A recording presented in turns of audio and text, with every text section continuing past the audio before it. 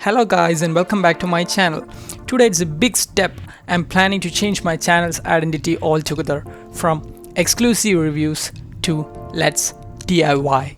I started this channel in the hope of making money, which I soon realized is not going to happen. And then I saw that my videos are helping at least a single person. So I am dedicating my channel to DIY, do it yourself. With a bit of knowledge, we would be able to do anything, achieve any tasks. So from now onwards, I would be focusing in everything: study materials, electronic wirings, repair schematic analysis, troubleshooting, doubt clearing. My channel would be an open portal for anyone seeking information. I would be glad to help in any ways I can. So I thank everybody who supported me and who watches my content. Even if it's a single person, I am able to help him at least. So let's move forward towards the change. Do it yourself.